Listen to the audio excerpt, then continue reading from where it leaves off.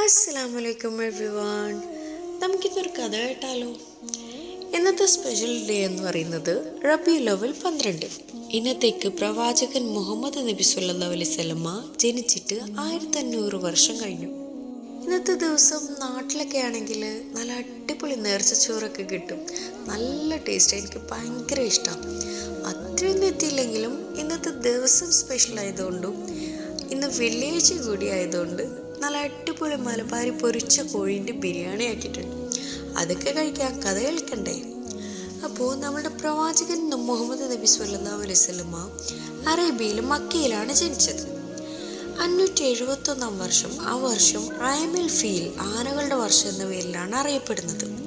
അത് അറിയുന്നവർക്കറിയാം, അറിയാത്തവർക്ക് വേണ്ടി മറ്റൊരു വ്ളോഗിലൂടെ ആ ഒരു വർഷത്തിൻ്റെ സ്പെഷ്യാലിറ്റി ഞാൻ പറഞ്ഞുതരാം.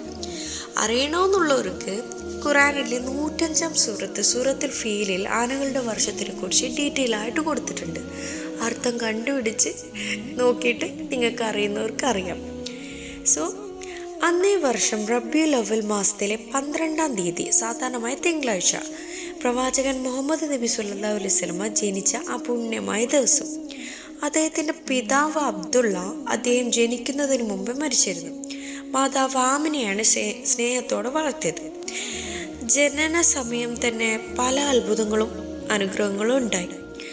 അതിലൊന്നാമത്, മക്കയിൽ നിന്ന് സിറിയ വരെ ഒരു പ്രകാശം തെളിഞ്ഞു എന്നാണ് ചിലർ കണ്ടത്.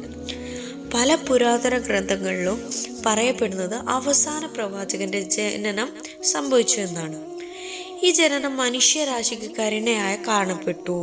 ചുരുക്കി പറഞ്ഞാൽ 571 മക്കയിൽ ആനകളുടെ വർഷത്തിൽ 12-ാം തീയതി റബീഉൽ അവ്വലിൽ ജനിച്ച പ്രവാചകൻ മുഹമ്മദ് നബി സല്ലല്ലാഹു അലൈഹി വസല്ലമ ഇന്നും 1500 വർഷങ്ങൾക്ക് ശേഷവും ലോകത്തിലെ പ്രകാശമായി തുടരുന്നു എന്നാണ്.